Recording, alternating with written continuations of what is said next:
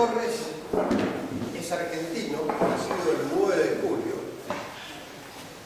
bachiller del Colegio del Salvador de la Compañía de Jesús, licenciado en Filosofía, Universidad del Salvador, doctor en Filosofía en la Universidad Nacional de Chile.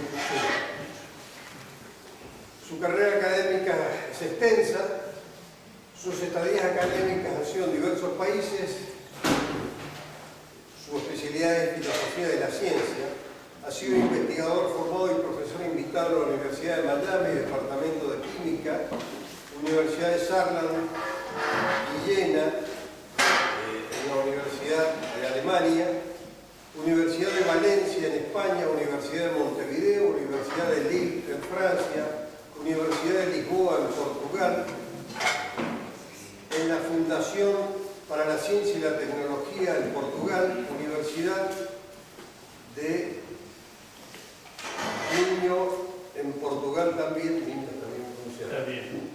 El Centro de Ciencias y Cultura de Seattle en el estado de Washington. Su obra es extensa, no les voy a quitar tiempo porque va a ser el enemigo nuestro, así que he hablado de él en las clases anteriores, haciéndole, lo conocen ustedes como un hombre muy importante en esta materia y estamos dispuestos a escucharlo con atención en algo que nos va a servir mucho para el curso que estamos desarrollando.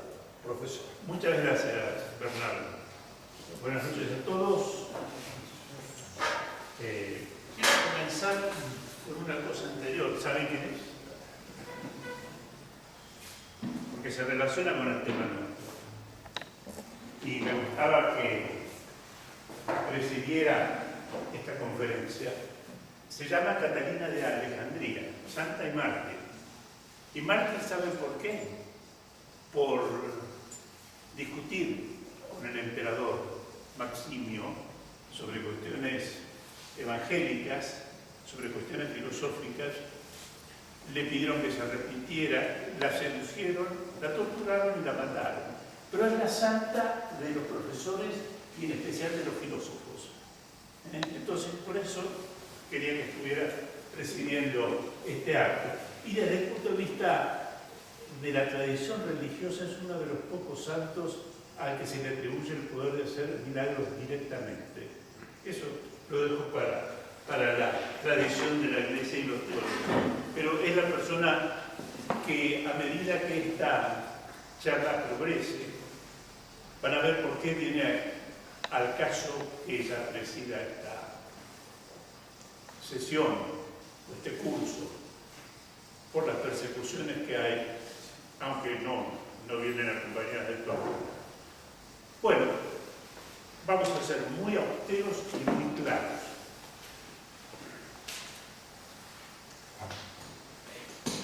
Me faltan solo los anteojos. Ahí, gracias, Ramiro. En primer lugar, ustedes ven que hay una dirección de mail. Esa dirección de mail tiene dos propósitos. Yo he escrito varios artículos en revistas académicas sobre los temas que voy a abordar ahora, que ya van a ver cuáles son. Y esa dirección de mail está para que cualquiera de ustedes que me escriba y me diga: soy fulano de tal, estuve en el curso que se ha dado en esta institución, yo se lo envío inmediatamente. En este momento tengo 3 importantes. Y también está esa dirección de mail para que ustedes hagan consultas. Consultas que pueden ir mucho más allá de este curso, que pueden venir en diciembre. Es un curso muy importante que vamos a dar porque hace la diferencia en la actualidad entre la cuestión del teísmo y el ateísmo. No la religión, el teísmo y el ateísmo. Entonces, ya tienen esa dirección de mail para consultas de cualquier tipo. Y para pedir material, y decir, bueno, ¿qué artículo hay para esto? Número 1.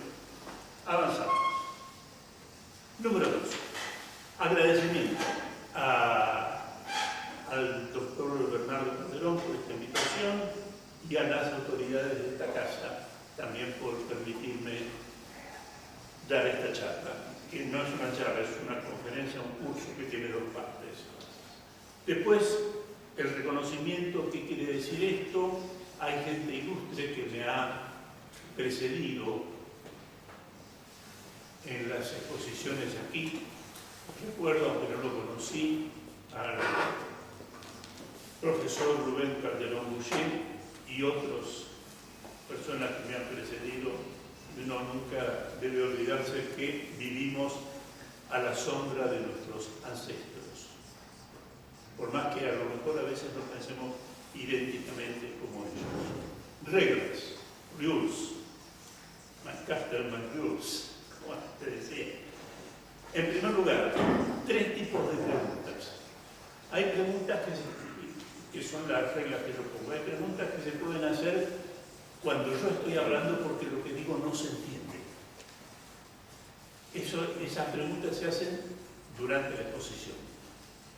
Después hay otro tipo de preguntas que son más reflexivas, pero que no vienen al caso con el tema que yo estoy desarrollando, pero que a uno enseguida se le viene a la cabeza.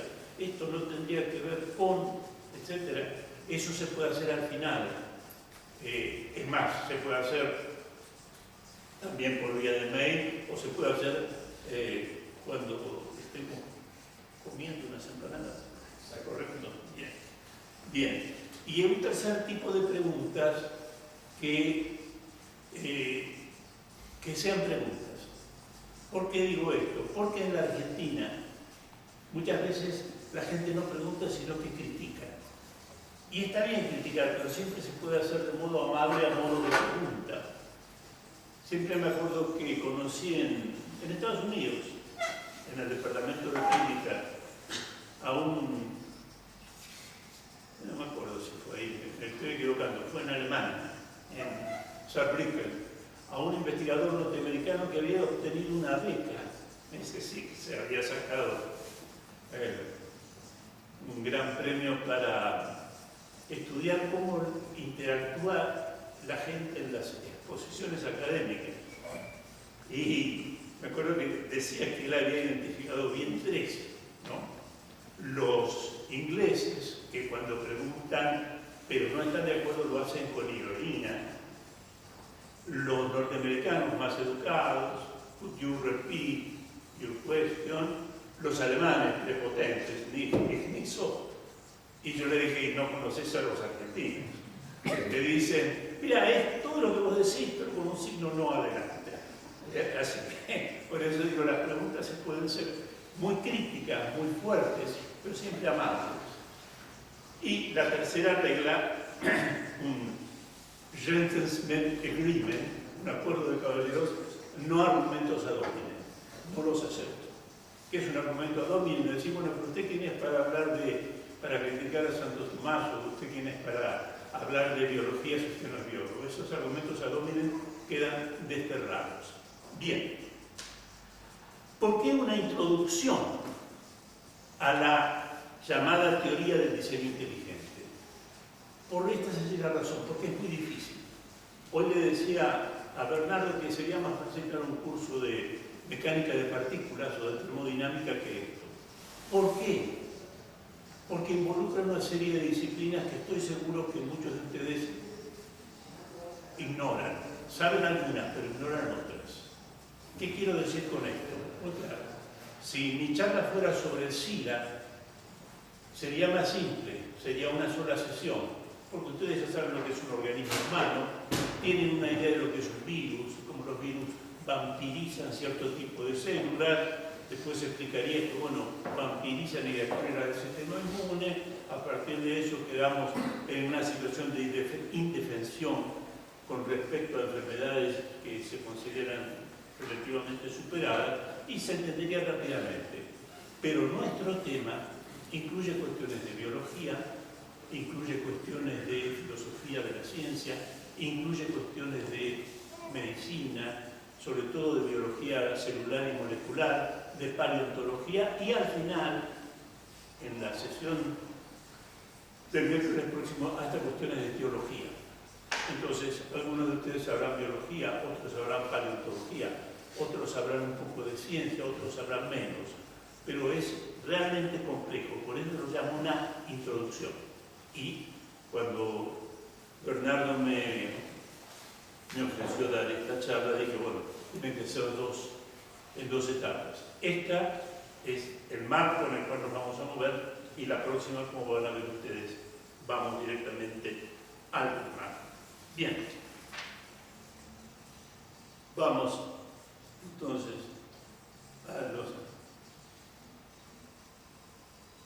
a tener en cuenta, esto simplemente como un verbo.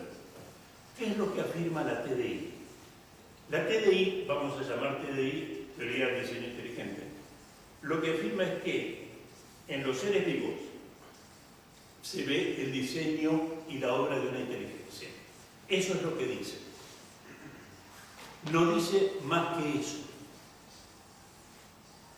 Después, obviamente, vamos a detallar qué cosas son propias de la inteligencia y por qué se ha suscitado esta cuestión recién en el siglo XXI y no antes. Ya van a ver ustedes, no se trata de decir, bueno, los seres vivos son muy complejos y esa complejidad no puede sino venir de un creador inteligente, no, estamos frente a una hipótesis o teoría científica.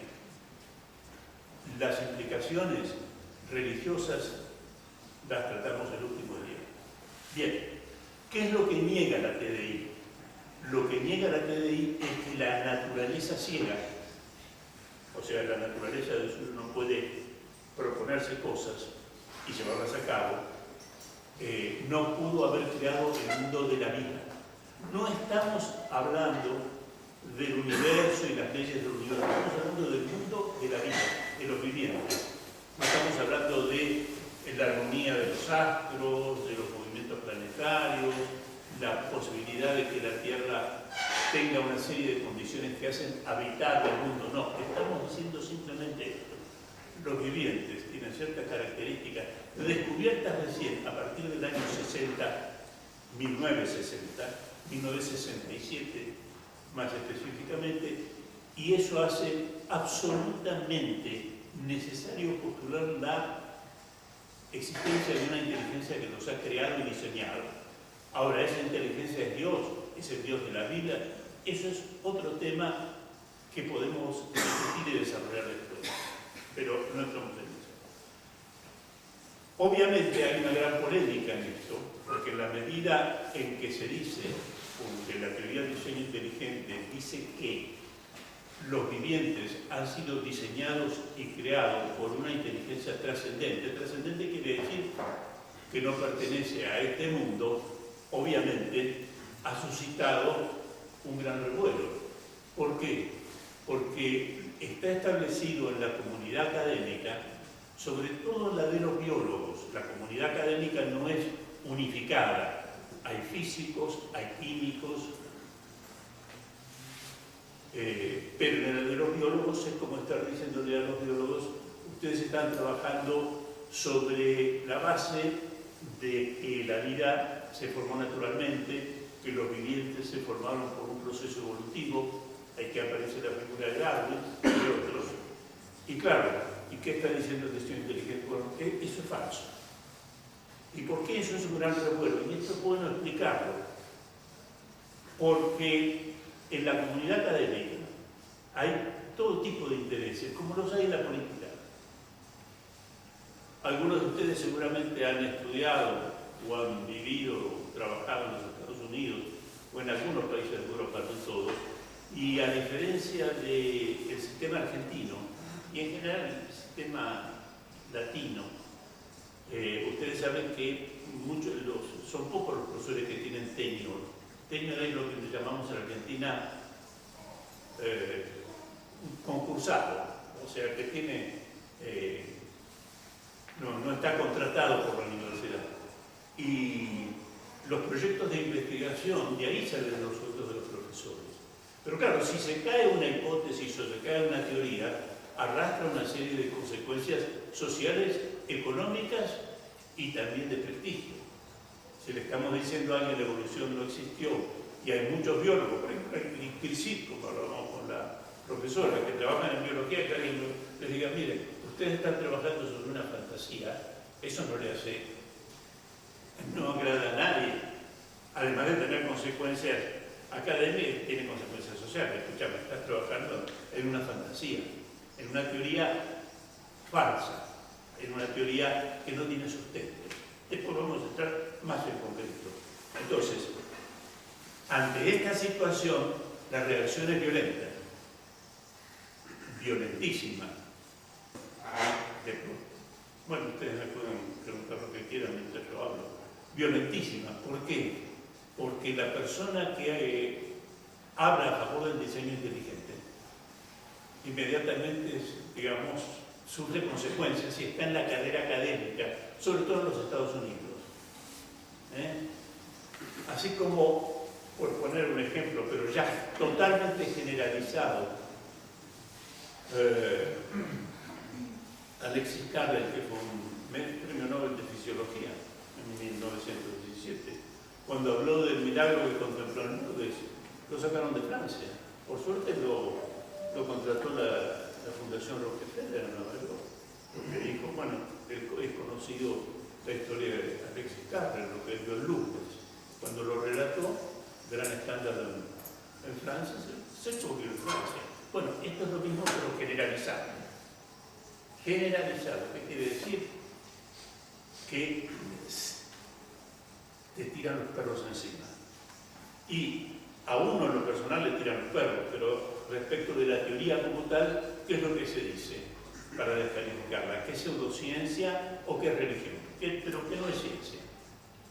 Y acá, inmediatamente, fíjense que la pseudociencia no es lo que no es ciencia, es lo que no siendo ciencia intenta pasar por tal. Las religiones no son pseudociencias, la religión católica, por ejemplo, o la mayoría de las religiones cristianas, no son pseudociencias porque no dicen ser ciencias. Pero la pseudociencia, que sería, en casos muy simplones, adivinar el destino en la borra del café, el tarot, etc. Pero hay formas mucho más sofisticadas de la pseudociencia. Es más, debieran ustedes saber, y seguramente lo saben, que yo diría que el 80% de la comunidad académica dice que la teoría psicoanalítica de Freud y el psicoanálisis es incorrecto, es pseudocientífico, es bla bla. Entonces, pero es interesante ver cómo categoriza hoy la comunidad científica la pseudociencia.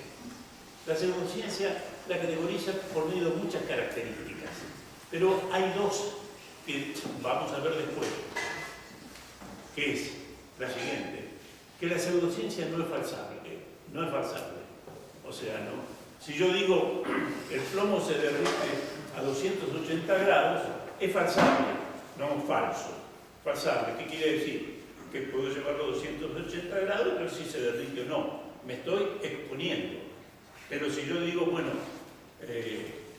el mes de agosto, cuando hay luna llena, es un momento especial para los enamorados, claro, eso no tiene falsación posible. O lo mismo la astrología y ese tipo de cosas. Y si vamos al caso del psicoanálisis, podríamos ver lo mismo. O sea, la falsabilidad es un criterio de cientificidad. Y otro criterio de cientificidad, hay 27, es el uso del conocimiento científico por hacer simplemente una caricatura para tener un sentido pedagógico. Si nos dijera alguien el leer el destino en la borra del café científico, le preguntaríamos sobre qué base física, química o psicológica se basa eso. Nosotros diríamos, bueno, no, hay que atenerse a eso y se acabó. Ahí se ve que no usa el conocimiento científico. O lo usa grosso modo, esto es diciendo, bueno, con lo que se llama parlando, ¿no? Sin decir nada. Bueno, hoy existe la física cuántica y existe algunas pruebas de que hay inteligencias que interfieren, pero en concreto nada. Bueno, pero nosotros vamos a ver muy concretamente por qué la TDI es falsable y cómo usa el conocimiento científico que todos aceptamos. Me estoy refiriendo a la informática actual, a la física clásica y a la química clásica, o sea, la química actual, por clásico llamo actual, ¿no? ¿Por qué es el enfrentamiento del siglo? Por lo siguiente, y esto es fundamental, simplemente fíjense que estamos en la parte a tener en cuenta, porque así como si la TDI muestra confirmación fuerte, es un punto de apoyo para la fe. No es la religión, pero si yo llego a confirmar, más allá de toda duda razonable, juicio muy fuerte, que hay una inteligencia trascendente al mundo sobre la base de ciertas características que tienen los vivientes, bueno, doy un punto de apoyo para la fe. Y en el caso de la Iglesia Católica, esto yo lo refiero mucho porque ahora estuve dando una charla similar a esta, mucho más corta, en Río de Janeiro, pero eran todos evangélicos, eran adventistas, baptistas, católicos había uno solo, éramos como 80, pero católicos había uno solo, así que esto no lo podía decir, pero la Iglesia Católica dogmáticamente dice que es posible demostrar la existencia de Dios por la razón, y a partir de ahí nace la fe. No digo que la fe venga solamente porque conozco bien la teología católica, me eduqué con los viejos jesuitas, porque también la teología dice que la fe viene dada por Dios con cierta gratuidad, pero que haya una inteligencia trascendente afirmada por la ciencia con argumentos muy nuevos. Vuelvo a repetir para los que llegaron tarde, no se trata la teoría del diseño inteligente de decir, bueno, la naturaleza es muy compleja, la naturaleza de los seres vivientes es más complejo y ellos no me van a hacer creer que de un mono salió un hombre o que los artrópodos que aparecieron en el Cámbrico salieron de la nada. No, no es eso. Lo primero que puede pasar es que sea confundente la acción contra la TDI. Digo, bueno, ese viejo argumento de los medievales que decían, bueno, la naturaleza es muy compleja, pero es ordenada, por lo tanto hay un ordenador que es Dios, que es lo mismo que decía Newton en los principios. Bueno, así como la TDI es un punto fuerte de apoyo para la fe, la negación de que haya una inteligencia trascendente que haya creado la vida y en especial al hombre es un punto de apoyo para el ateísmo. El ateísmo fuerte o el ateísmo débil. Si a mí, estamos en un ámbito de gente culta, me dijeran, mira, en realidad, supongamos que uno no sabe, venimos de los monos por un proceso de cambio natural que se va dando, como dijo Darwin. Bueno, si uno quiere creer en Dios, cree, pero se pierde un apoyo importantísimo. Es más, fíjense que con la teoría evolutiva, y esto lo puedo decir en este ámbito, con la teoría evolutiva se pierde el monogenismo. ¿Qué quiere decir? Que si venimos de un grupo de humanoides, ahí no hay una pareja ancestral y por lo tanto la cuestión del pecado original se diluye. A pesar de lo cual, en la Iglesia se ha dado un documento positivo en ese sentido, lo cual es muy grave y lo vamos a ver en la última charla. Yo escribí un artículo sobre eso, así que me pueden pedir lo que quieran. Por eso es el enfrentamiento del siglo, porque se está atacando a una comunidad académica, en general de los biólogos y de otros académicos también, que toman como bueno lo que dicen la mayoría de los biólogos. Cuidado, hay biólogos importantes que no aceptan el evolucionismo y sí creen que es necesario postular una inteligencia trascendente que ha diseñado. Siempre estamos en el mundo de la vida, no estamos en el mundo de las leyes científicas. Me adelanto a esto por motivos pedagógicos, nada más. Fíjense que Newton, o la mecánica de partículas clásica, enunció en el siglo XVII fines del siglo XVII, enunció lo que ahora llamamos la mecánica clásica que todos estudiamos en la escuela. Fuerza es igual a masa por aceleración, toda acción supone una reacción de la misma intensidad y en sentido contrario, todo cuerpo permanece en reposo salvo que actúe una fuerza, y los cuerpos se atraen en función de sus masas en relación inversa acordada de la distancia. Eso lo saben todos. Cuando Newton enuncia las 4 leyes, en varios escritos, pero sobre todo en el Escoria, dice, bueno, pero si hay leyes que rigen el universo, entonces hay un legislador. Y es muy claro en esto. Y ese legislador es Dios. Es más o menos lo mismo que dijo Santo Tomás, pero en otro lenguaje.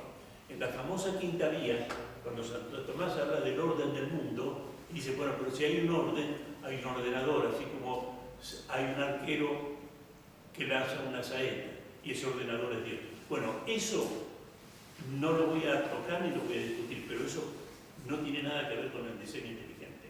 El diseño inteligente toca el problema de los vivientes que ni Newton ni Santo Tomás tocaron.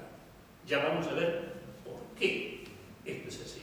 Eso es para quienes dicen, bueno, no, pero la que dijo Newton, Santo Tomás, hay orden, hay un ordenador, Dios existe, eso no convence a nadie. Simplemente para... Es el enfrentamiento del siglo por las raíces teológicas que tiene. O sea, cada uno tiene su pensamiento y su formación conceptual, pero si a mí me dijeran como me dijeron y me lo creí, yo soy de filosofía, cuando comencé mis estudios filosóficos, el primer puesto que tuve que me dieron ese, no me podría haber dado otro, como en la Argentina, filosofía de la ciencia, enseguida entendí que para hacer bien filosofía de la ciencia hay que refugiarse en alguna ciencia, para no hablar genéricamente que uno no puede crear nada. Y a los amigos que tenía, que eran biólogos, dijeron, no, la teoría de la evolución es una teoría que está confirmada. Ellos hablan con una palabra más impropia, pero muy conocida, que está probada. Entonces, bueno, yo también dije, bueno, si estos son biólogos y dicen que está probada, está probada. Ahora, si después, ¿cómo conciliar la evolución con la religión cristiana, que pone su fe en la Biblia y en los evangelios, o mejor dicho, los evangelios son parte de la Biblia? Es imposible. Tengo un trabajo sobre eso, así que ya tienen mi mail. Por eso es el enfrentamiento del siglo, además, por las implicaciones sociales e ideológicas que tiene. La lucha de hoy se pone en términos de, si le ponemos la lucha ideológica de la historia del mundo, en términos, por ejemplo, de ateísmo o teísmo, o agnosticismo versus teísmo, esa polaridad se encarna hoy en la lucha entre teoría del diseño inteligente versus evolucionismo.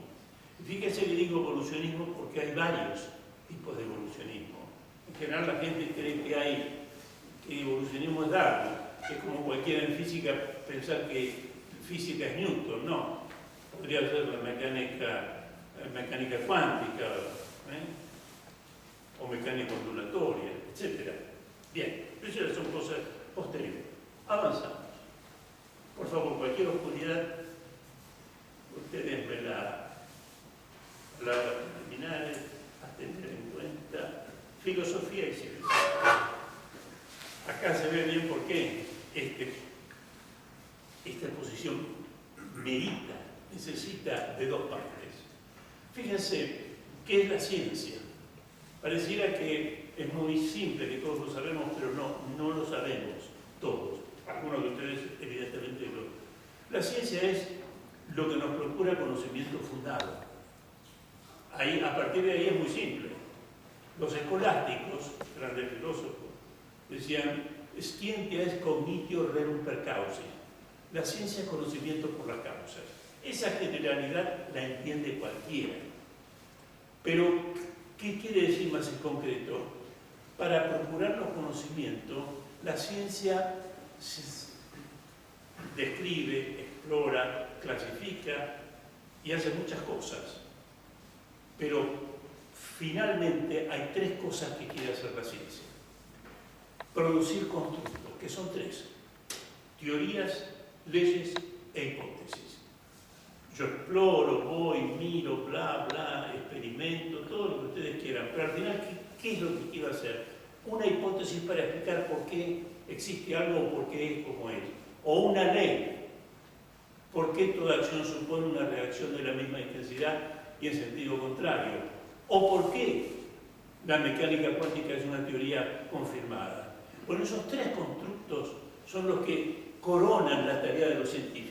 Lo que pasa es que la tarea está dividida. Hay científicos que no hacen nada de esto, pero de vez en cuando se reúnen muchas investigaciones y aparecen algunas personas geniales, como el caso de Einstein, como el caso de Newton, como el caso de Max Planck, como muchos otros que no nombramos, todo termina resolviéndose en una ley, en una teoría o en una hipótesis. ¿Hay diferencia entre teoría, hipótesis y ley? Sí, lo hay. Ahora aparece una palabra muy especial, naturalismo. ¿Qué sería el naturalismo en la ciencia? El naturalismo en la ciencia sería decir, todo lo que aparece en la ciencia debe ser, en última instancia, algo material. Por lo tanto, decir que el origen de la vida está en una inteligencia trascendente al mundo no es científico, porque esa inteligencia no la puedo ver, no la puedo tocar, no la puedo ponderar materialmente. A eso se le llama naturalismo. Es interesante tener en cuenta esos nombres. La ciencia de hoy, no la ciencia, pero sería un modo un poco exagerado de hablar, la mayoría de los científicos de hoy son naturalistas, y con mucha razón en ciertas cuestiones. Si yo quiero ver por qué, cómo funcionan los imanes, tengo derecho a ser naturalista, voy a buscar una. Pero el asunto es cuando me encuentro frente a ciertos argumentos y a ciertos hechos que se conocieron a partir de 1960, que me llevan a decir, no, esto no puede ser una causa natural. Y ese es el punto del diseño inteligente. Pero ya ven ustedes, filosofía y metodología de la ciencia. Bueno, esa es mi especialidad. Pareciera que es difícil. No, ¿de qué trata? Dijimos que la ciencia culmina formando una teoría, una ley o una hipótesis. Ahora, ¿qué hace la filosofía y metodología de la ciencia? Entre otras cosas. No son definiciones, son caracterizaciones. Bueno, una teoría, una ley o una hipótesis, ¿cómo se confirma? ¿En qué se distinguen entre ellas? ¿Qué diferencia hay entre un conocimiento experimental y uno empírico? ¿Hay reglas para confirmar y cuáles son y cómo funcionan? Eso es lo típico de la filosofía y metodología de la ciencia. O sea, si quieren ustedes, es el médico de la ciencia. Como dice alguna vez alguien dijo, ¿no? La ciencia hace los negocios y la filosofía y metodología de la ciencia revisa las cuentas. Bien. Estamos acá entonces, quiero ser muy ordenado, correcto, perfecto. Bien, nos interesa de los tres constructos que hablamos, teoría, hipótesis, ley e hipótesis, nos interesa el tercer constructo, la hipótesis. Porque aunque la teoría del diseño inteligente se llama teoría del diseño inteligente, en realidad es una hipótesis del diseño inteligente.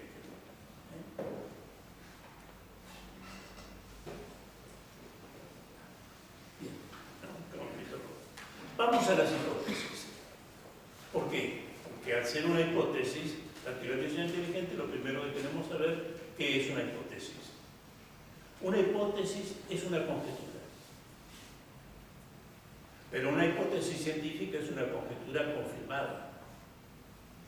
Yo puedo decir como hipótesis que hay vida fuera del sistema solar.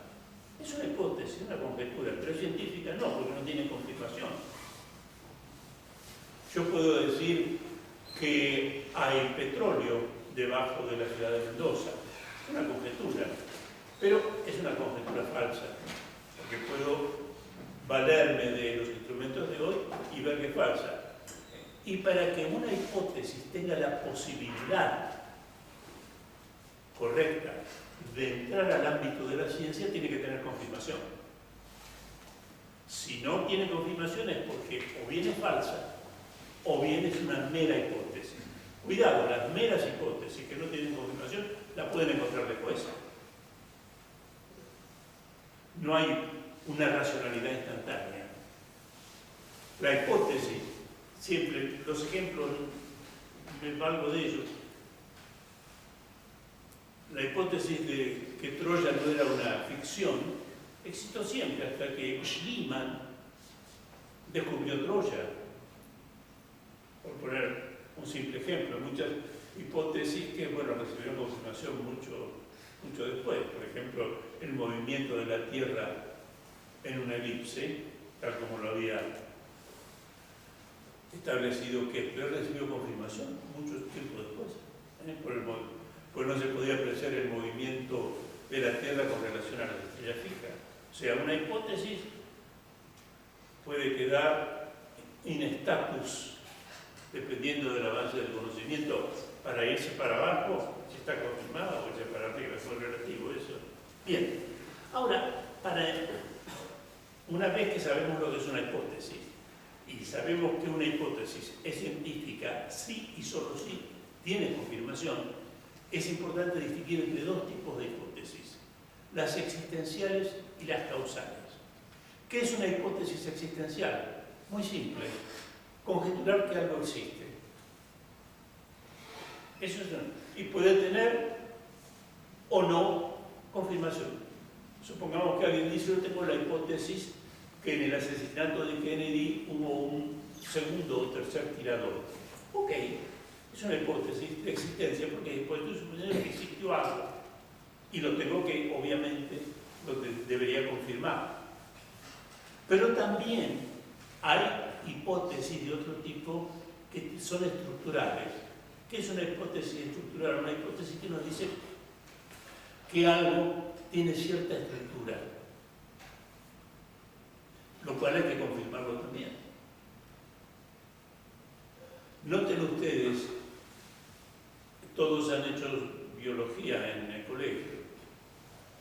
Por ejemplo, sabemos que la célula, por ejemplo, la célula eucariota tiene una membrana, a su vez tiene un núcleo, tiene mitocondrias, tiene ARN mensajero, tiene DNA, una estructura complejísima.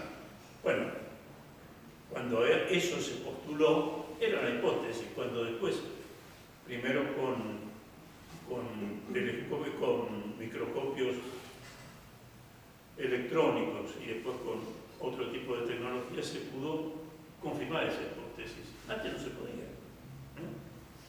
Es más, ya acá, tomar.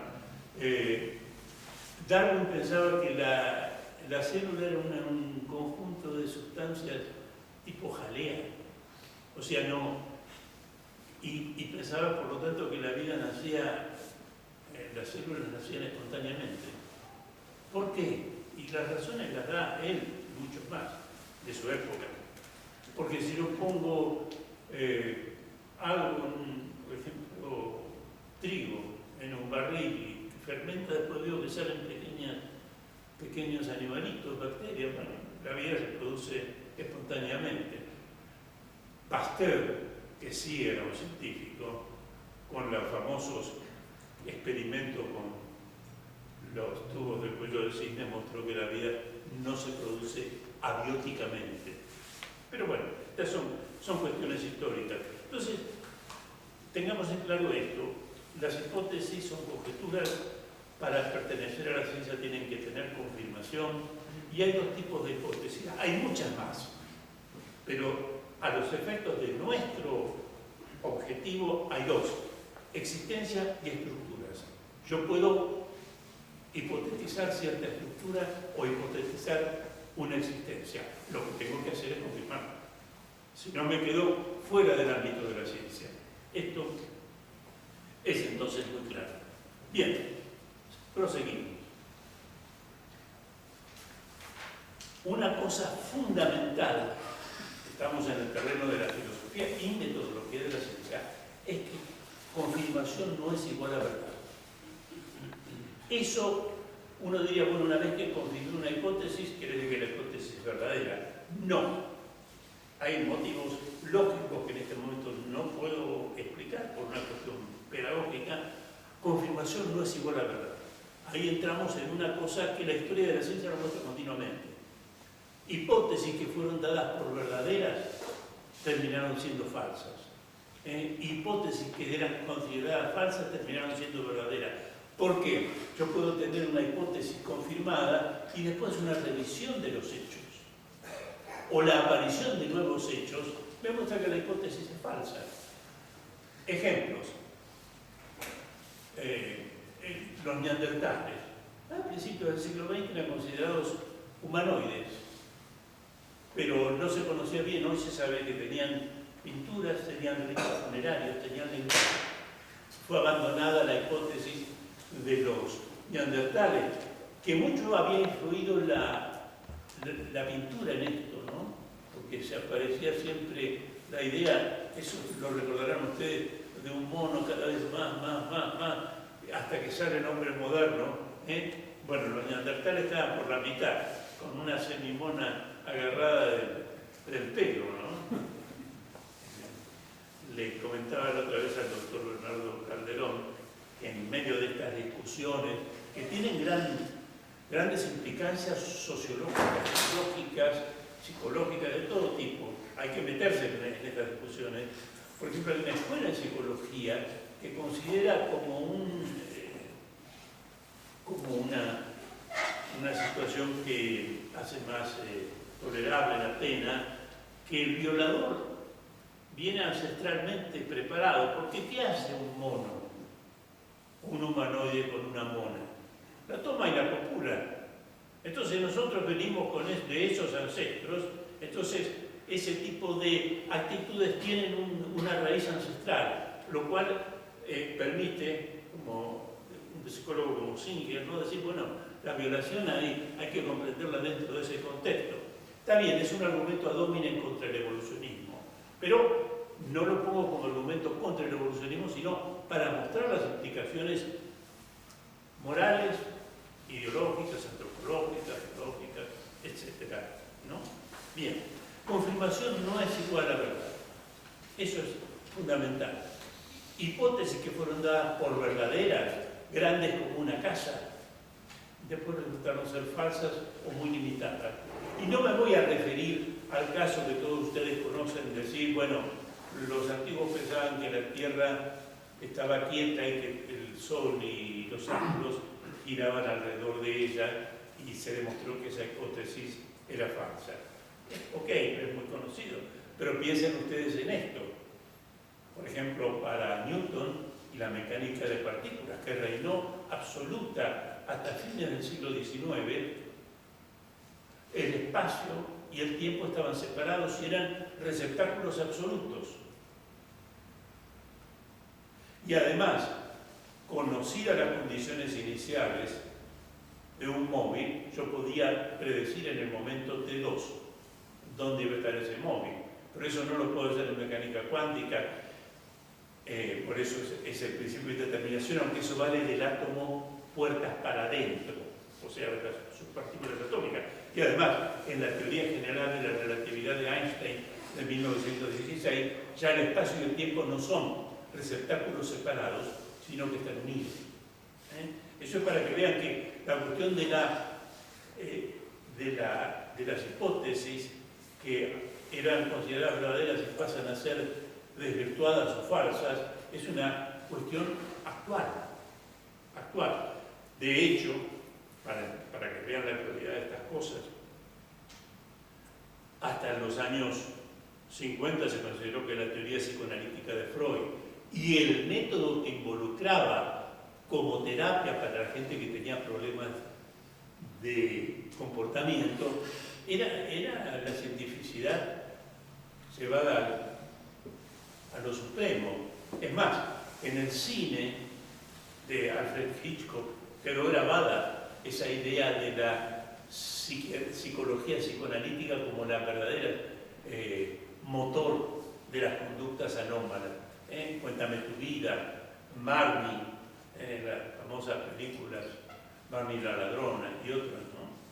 Y sin embargo hoy prácticamente ningún psicólogo es psicoanalista.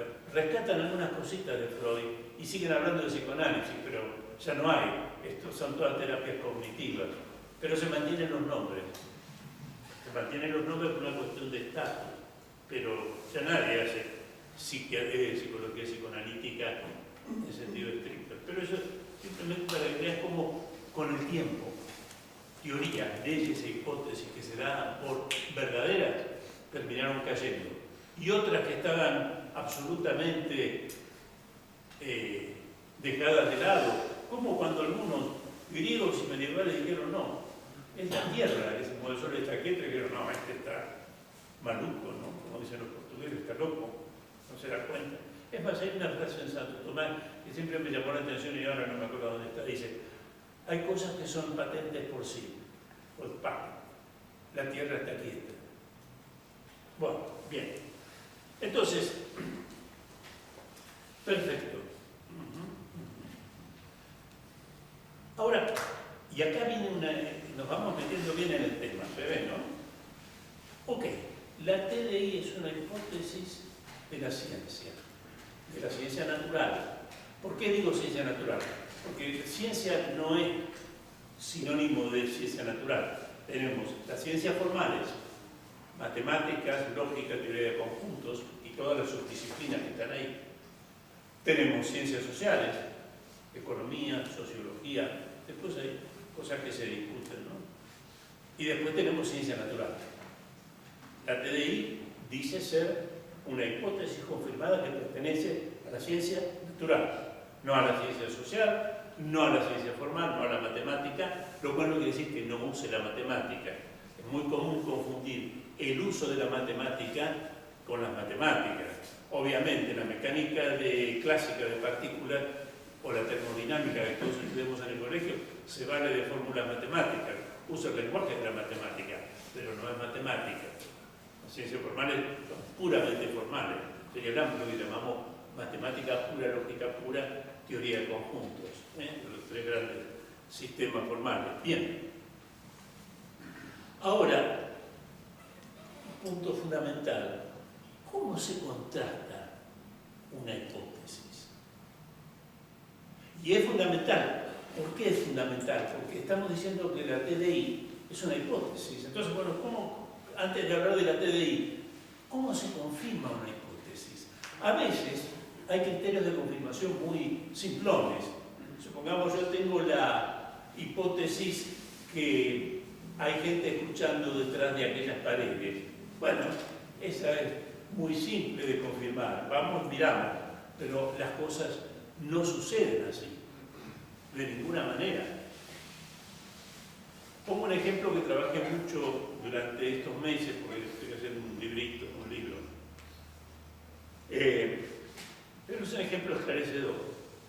¿Sabe usted lo que es el escorbuto? El escorbuto se llamaba la enfermedad de los marineros. Sabemos hoy que es la ausencia de vitamina C o ácido ascórbico. Pero fíjense que a pesar de que el escorbuto hacía estragos en las tripulaciones, recién se pudo confirmar la hipótesis que daba razón del escorbuto a fines del siglo XVIII, principios del siglo XIX. ¿Por qué? Porque dada un problema, la ciencia comienza cuando la ciencia comienza cuando aparece un problema. Y cuando me pregunto, ¿por qué? Ahí aparece lo que dijimos antes. La ciencia del conocimiento por las causas. Ok, vamos al caso del escorbuto porque es muy aleccionador y lo tengo muy a flor de piel porque lo he estado trabajando mucho. Era un problema grave, problema práctico. No todos los problemas son problemas prácticos, pero en este caso era un problema teórico y un problema práctico. ¿Por qué se produce el escorbuto? Entonces, ahí se ve bien cómo se trata de confirmar una hipótesis. No es tan simple como decir, bueno, vamos a ver si hay alguien mirando detrás de la pared. ¿Qué es lo que uno miraría? Diría, bueno, cuidado, el escorbuto aparece en los marineros. ¿Por qué? Una razón. ¿Qué tienen los marineros o los que navegan de común? Es lo primero que uno miraría. Bueno, el hacinamiento y la falta de ejercicio. Entonces decían, el escorbuto viene dado por esta situación que se da en los barcos y que se agravaba cuando se descubrió que se podía navegar por el Atlántico los portugueses hasta el cabo sur de África y llegar a la India. Y era peor, porque eran más largas las travesías, y ni hablar cuando fue a América. Bueno, el hacinamiento y la falta de ejercicio, esa era la hipótesis. Bueno, vamos a confirmar que esa es la causa de la enfermedad. ¿Qué hay que hacer con los marineros? Hacerle hacer ejercicios en los barcos. Peor, los que estaban mal se morían y los que estaban bien se seguían enfermando. Y así, a través de los siglos se dieron varias. Por ejemplo, otros decían, no, es el ambiente de la madera donde viven los marineros. Pero claro, inmediatamente se dieron cuenta que mucha gente vivía en casas de madera, con la misma madera que se hacía en los barcos, en algunos casos, y no se enfermaban. Otros pensaban que era una enfermedad infecciosa, que tenía que ver con la mala bilis, como hacía la antigua medicina. Y no, pero bueno, ve cómo uno tiene una conjetura y la pone a prueba. Pero a veces poner la prueba no es tan simple. Hasta que, y acá se ve la inteligencia de los que realmente acuñan hipótesis correctas, confirmadas. Fíjense que no digo hipótesis verdaderas, porque ya he dicho que las hipótesis no se puede decir que sean verdaderas, sino confirmadas. Hasta que a un estudiante de medicina, en el fines del siglo XVIII, se le ocurrió que podía ser la alimentación. Entonces entonces actuó metodológicamente. Hizo diversos grupos con los marineros, dándole diversos tipos de alimentos. Y el único grupo que no se enfermó fue al que le había dado legumbres y frutas, porque es la falta de vitamina C. Tanto es así que ni bien se supo eso, y esto quizá a veces no está en los libros, antes de la batalla de Trafalgar, el almirante Nelson hizo comprar 1000 litros de jugo de limón en Italia para sus barcos. Y en gran parte el desastre de la flota francesa y española es que no aceptaban que ese era el problema.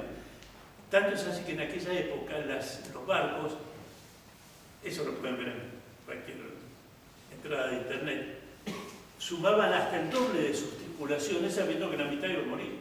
Eso le pasó al famoso James Cook, que descubrió Nueva Zelanda y bueno, por ahí lo mataron. Bueno, o sea, no es fácil muchas veces confirmar una hipótesis. A veces es muy fácil confirmar una hipótesis. Decir, este hombre está armado. Es una conjetura. Pero bueno, es muy fácil darse cuenta si es así. Pero muchas veces una hipótesis es muy difícil suponer cuál es la razón por la cual ocurre lo que ocurre y poder confirmarla. A veces la confirmación es muy difícil de hacer. No me puedo extender más porque si no le tendría que decir a don Bernardo que no necesito 2 charlas, sino necesito 5 o 6. Bien, como ven ustedes la relatividad de la confirmación, hablamos de los neandertales. Pero cuidado, acá ya entramos todavía más. Cuando yo digo, tengo la hipótesis, se me ocurre, y ahí está la genialidad, pero la tengo que confirmar. Supongamos el caso de lo que hizo este joven estudiante de medicina con el caso del escorbuto. Voy a confirmarla y hago una experiencia, como hizo él, un experimento en realidad, no que una experiencia, con un grupo de marineros. Bien, entonces muchas veces las hipótesis obtienen confirmación, pero cuidado, no todas las confirmaciones tienen el mismo valor. ¿Qué quiere decir? Que hay, ustedes lo están viendo ahí, que una hipótesis que yo doy para explicar algo, acuérdense que explicar algo, porque la ciencia es conocimiento por las causas, por lo tanto, lo que busca la ciencia es explicar por qué algo existe o por qué es como es.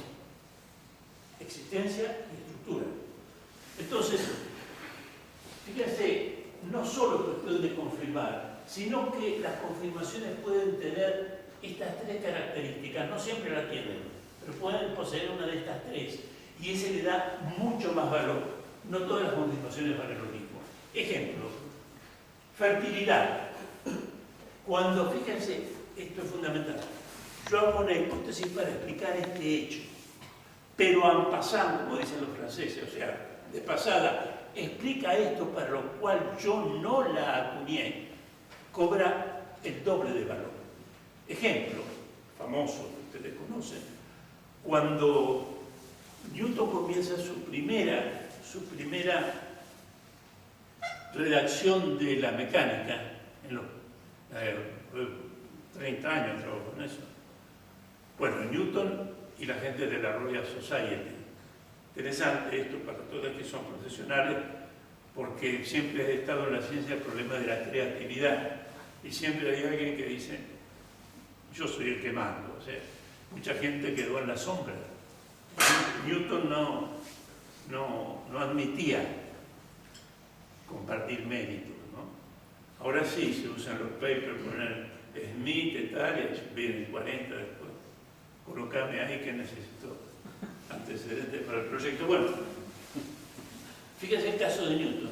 Él construyó la primera parte de los Principia, de lo que después se publicó como Principia, para explicar dos cosas.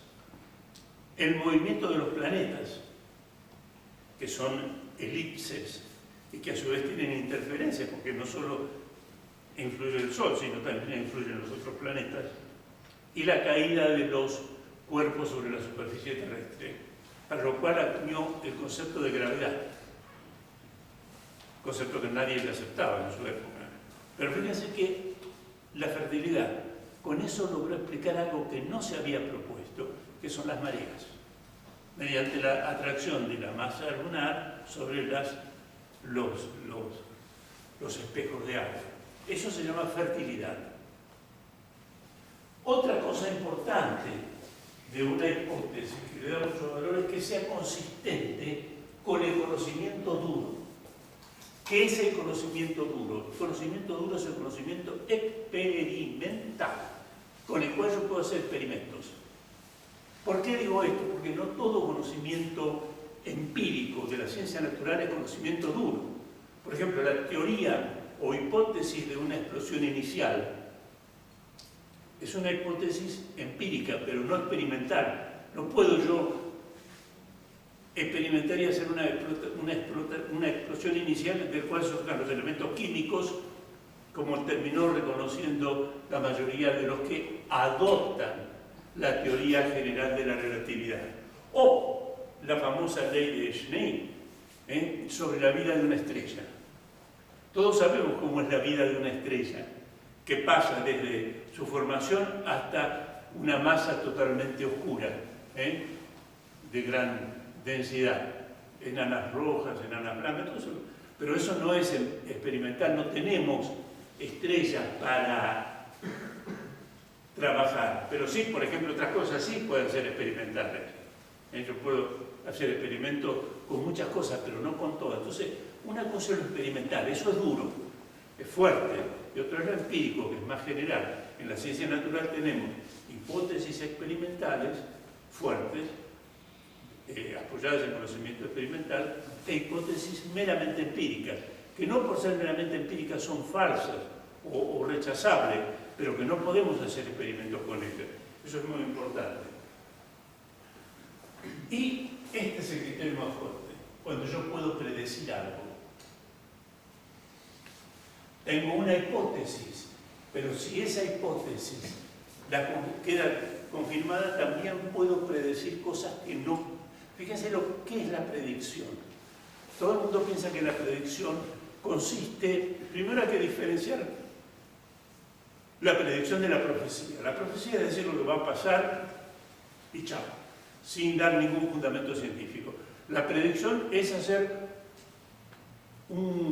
es decir, algo que no conocemos ahora sobre base científica.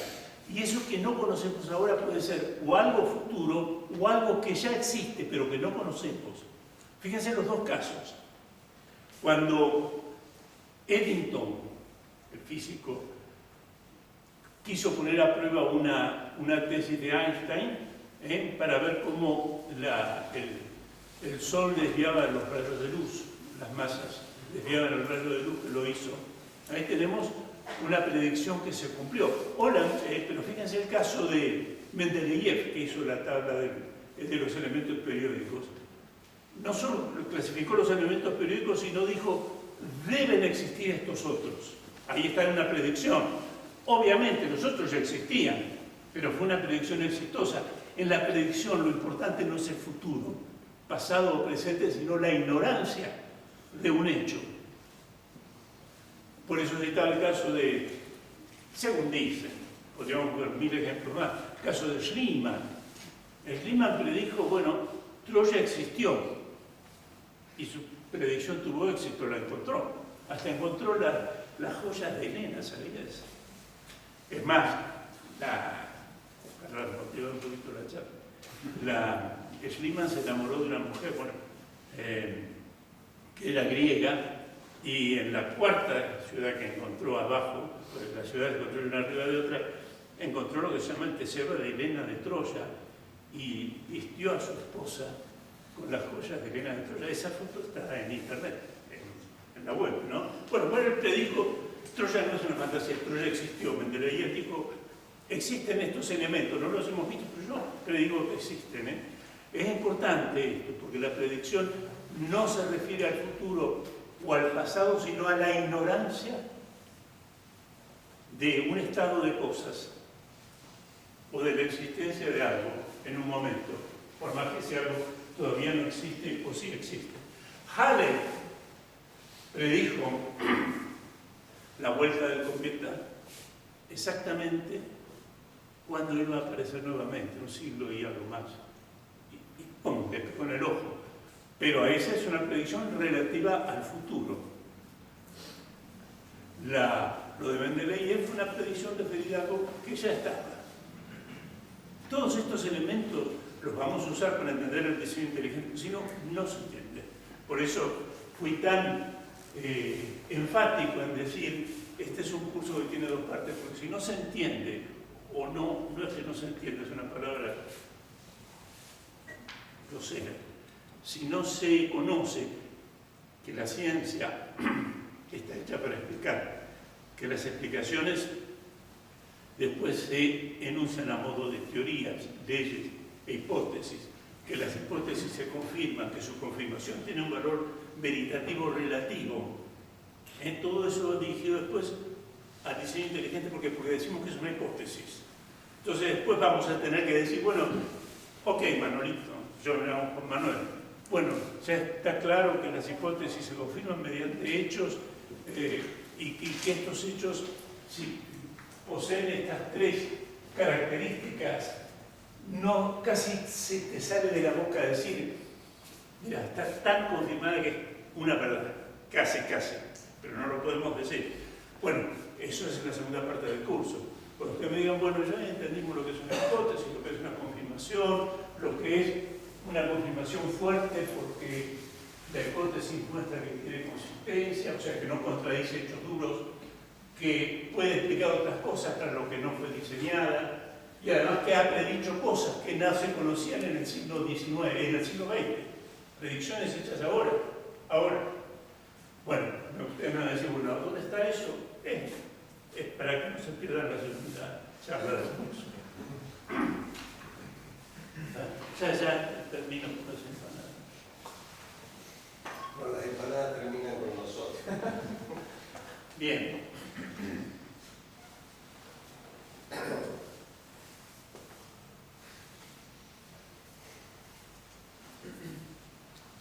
Acá. Volvemos al punto inicial, pero ya enriquecido por lo que hemos dicho. ¿Qué es la TDI?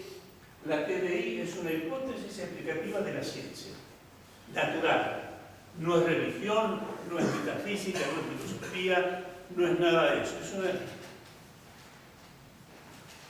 ¿Qué nos dice? Simplemente que la complejidad que encontramos en los vivientes, tengo todavía que explicar lo que es contingente, implica una inteligencia trascendente. Eso es lo que dice. Es un puente entre ciertas cosas que se descubrieron en los vivientes en el año 67, ahí empezó el asunto, y la necesidad de postular una inteligencia que los ha diseñado. Estas dos personas, Michael Dickey, profesor de química, o mejor dicho, de bioquímica molecular en la Universidad de Pensilvania, y William Dembski, medalla de oro de la Universidad de Harvard en matemática y con un postdoc en el MIT, el Instituto de Tecnología de Massachusetts, profesor de varias universidades. Digo esto porque así, la guerra es tan sucia que te va a decir, bueno, no, pero esos son oscuras. Para no hablar más, cuando yo estaba, yo viví en Portugal varios años, ¿no? En Lisboa, como profesor. Y en el año 2005, podría haber sido 2004 quizá, escuché por primera vez la expresión diseño inteligente. Y pregunté, me llamó la atención, yo estaba siempre lleno de... Yo trabajaba mucho en medicina, en el ámbito de medicina molecular y cuestiones de biología desde un punto de vista metodológico. Pero si uno no se mete en esa ciencia tampoco va a hacer mucho. Y pregunté qué era. Y me dijeron, mira, me dijeron, es una teoría de los fundamentalistas norteamericanos. Ni siquiera de los cristianos, sino de los fundamentalistas norteamericanos, ¿no? Que dicen que Dios creó a los pajaritos, creó a los gusanos, todo eso es una verdadera caricatura, que eran los protestantes fuertes de Estados Unidos. O sea, lo que dice la Biblia es tal cual. Y yo dije, bueno, será eso. Y no me preocupé porque no me interesa ese tipo de cosas. Pero, de cualquier manera, cuando al poco tiempo me enteré que había un paper muy importante de la Smithsoniana. La Smithsoniana es la Sociedad Biológica de los Estados Unidos, sobre el diseño inteligente.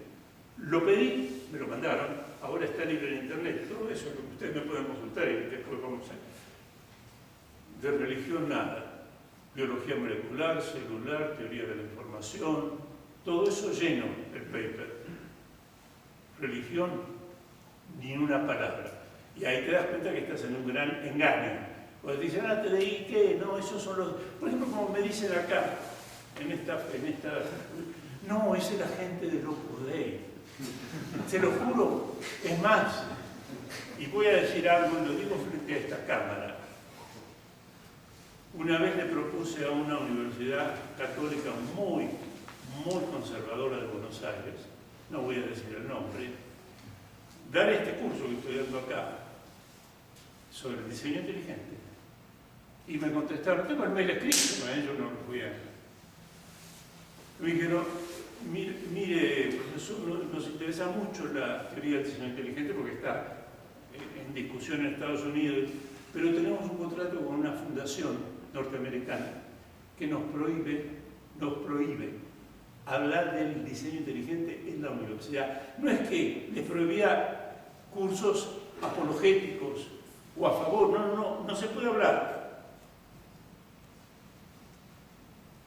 Con ese ejemplo, y créanme que es así, mis amigos de la Universidad de Cuyo lo saben, ya les dije todo. Cuando en una universidad supercatólica hablar de creacionismo, te dicen no, tenemos un contrato y nos sacan el dinero si hablamos de diseño inteligente. Ahí ven hasta dónde llegan las cosas. El contrato de fábrica.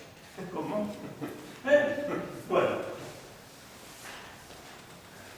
fíjense esta distinción crucial que confunde mucho a la gente, la micro y la macro. ¿Qué es la micro?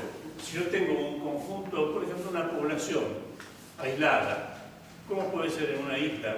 Población de vegetales, población de animales, siempre hay cambios. Por ejemplo, la estatura promedio de la gente en ciertas sociedades crece, la altura, o los pinzones de Darwin, los picos de los pinzones en las Galápagos. Bueno, todos esos cambios que se dan en las poblaciones existen, pero lo que está diciendo ese inteligente de esos cambios que se dan en las poblaciones de vivientes no te llevan a otra especie. No es que los monos se convierten en hombres, como dijo el mismo Darwin. El mismo Darwin dijo eso. Bueno, la TDI no es creacionismo clásico. ¿Por qué? Porque el creacionismo clásico se valía del orden que había en el mundo, pero del orden físico. Se ve clarísimo en el caso de Newton. Las 4 leyes de la mecánica, o las 3 leyes de la mecánica, la ley universal de la gravitación, que es lo que dice Newton, y con él toda la Inglaterra cristiana anglicana. Católico estaba prohibido. Dice, bueno, si hay leyes, ¿qué hay? Un legislador. ¿Y quién puede haber sido legislador de las leyes que gobiernan el movimiento de los cuerpos? Dios. Santo Tomás nos dice exactamente lo mismo en otros términos. Santo Tomás habla en términos finalistas. Si vemos un orden en el mundo, el orden de los astros, el orden de las estaciones, un orden que no era tal, porque ustedes saben que hay los astros, están los cometas que no responden a ciertas regularidades y las mismas perturbaciones que ya algunos vieron en el movimiento de los planetas. Bueno, pero si hay un orden en el mundo, el orden de las estaciones, el orden que uno ve de la naturaleza, dice, bueno, hay un hombre que puso orden acá. No sé si eso es así o no, tengo mis opiniones, pero lo que quiero mostrar es que la TDI no tiene nada que ver con eso. Lo que sí le van a decir, ¿qué es eso? Que ya se dijo hace 400 años, pero vamos a ver qué es. Alguien, obviamente, si estamos diciendo que la TDI se funda en el mundo de la vida, lo primero que cualquiera diría, bueno, pero Juan, ¿qué es un viviente? No lo podemos definir, lo podemos caracterizar, ¿no? Son entes complejos que se reproducen. Cuidado, esto es complejo, pero esto no se reproduce. Que tienen catalistas, o sea, enzimas. Las enzimas son elementos químicos que aceleran los procesos. La vida no trabaja solo desde el punto de vista de la termodinámica, sino tendríamos que vivir millones de años para hacer los procesos. O sea, más información. ¿Por qué? Porque en el ADN de los vivientes está la información de las sustancias que el organismo requiere para su funcionamiento. La célula se lo pide el ADN se lo da y la célula lo produce, que son las proteínas y las enzimas. ¿Correcto? Bueno, entonces ya estamos terminando antes que...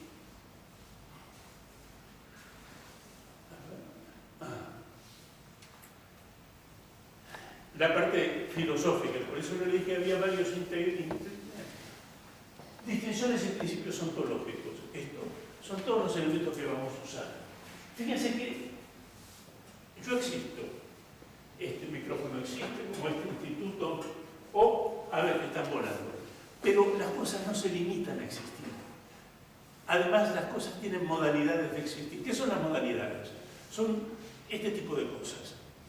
Si yo tomo este par de anteojos y abro los dedos, esto aparece un acontecimiento, los anteojos caen, pero caen necesariamente. O sea, hay cosas que suceden por necesidad. Son aquellas que están en función de las regularidades del mundo físico.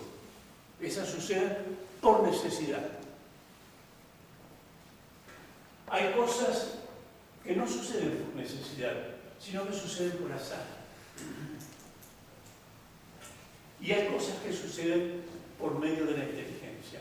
Fíjense, Notre Dame de París no es producto de la necesidad, no. No es producto del azar, no. Es producto de la inteligencia. O sea, todo lo que ustedes puedan excogitar, ¿qué quiere decir excogitar?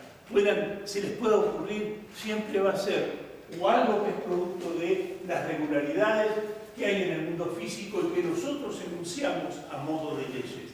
Cuidado, acá una discusión importante.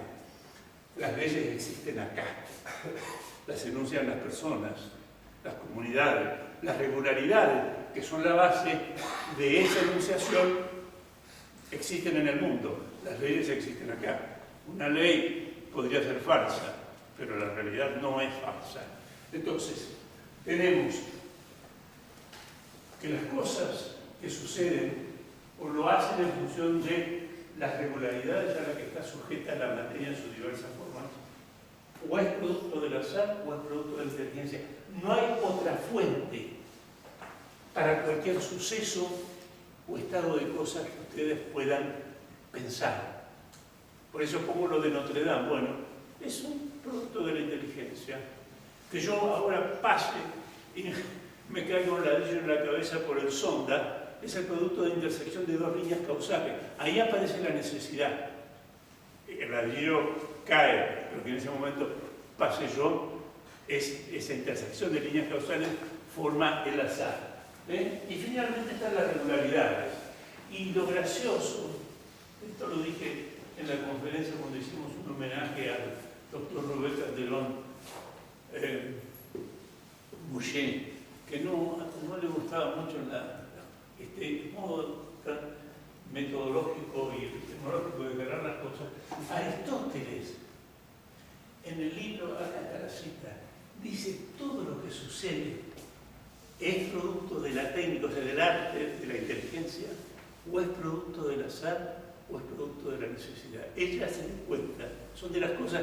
Por eso terminé la charla sobre el doctor Calderón Boucher, diciendo: bueno, él puede ver ahora cómo esas cosas clásicas todavía tienen fuerza y muy grande. Esto es fundamental, porque acá vamos a ver si la estructura de los vivientes son producto de regularidades, producto del azar o producto de la inteligencia. Acá se ve bien cuál es el camino que vamos a recorrer. Hay temas pendientes para el 24 y las empanadas. Ustedes me van a preguntar después de esta exposición: ok, Juan, sabemos que para confirmar se necesitan hechos, y esas hipótesis, si son fértiles, si son consistentes, o sea, no se contradicen con la química elemental o la física elemental, si son fértiles, ¿cuáles son? Número 1. Por eso pongo: poseen fertilidad, consistencia y predicción. Si la posee, el abuelo dirá, como dicen. ¿Es una hipótesis bien confirmada o además posee una bala de plata, la que mata al monstruo? Eso es ya de mi propia cosecha.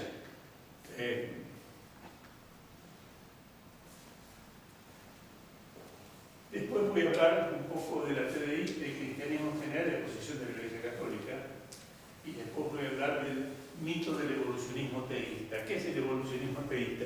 Son aquellos imberbes, epistemológicamente hablando, que dicen: bueno, pero no puede ser que a lo mejor Dios creó una primera célula y que de ahí se vayan derivando mediante su providencia o mediante su acción unas cosas detrás de otras, como dicen los evolucionistas, pero visto desde el lado de arriba.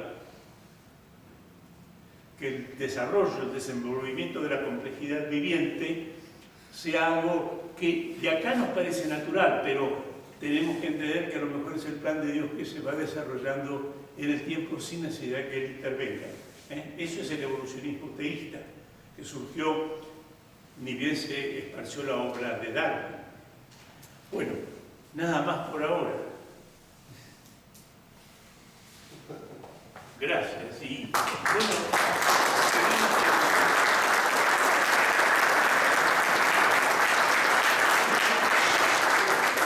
una sola cosa más. No me molesta en lo absoluto las preguntas y las críticas más fuertes.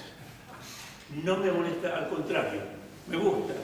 Pero una condición: algunas cosas no las voy a poder responder inmediatamente, porque tengo que recordarme o ir a los textos.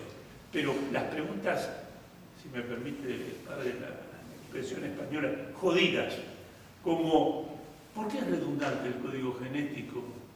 Sí, porque hay a veces codones que codifican el mismo aminoácido. O porque tenemos un punto ciego en la visión. O porque y eso no invalida la obra de un creador inteligente. Ese tipo de preguntas fuertes no me molestan para nada, al contrario. Pero comprenda que cuando estamos hablando, por ejemplo, en paleontología, pero entonces si había algas y bacterias en el precámbrico, ¿por qué vamos a sorprendernos que en el cámbrico aparecen los trilobites y los de estos? Para nada. Tínenme a matar, pero con amabilidad. Nos vemos entonces el próximo miércoles. Con mi compromiso de decir, bueno, Juan, muy bien, aclarado, ahora hay que confirmar las hipótesis, y si son fértiles, consistentes con el conocimiento experimental, y además predicen, bueno, contanos cuáles son. Así nos convencemos que la TDI anda bien. Gracias.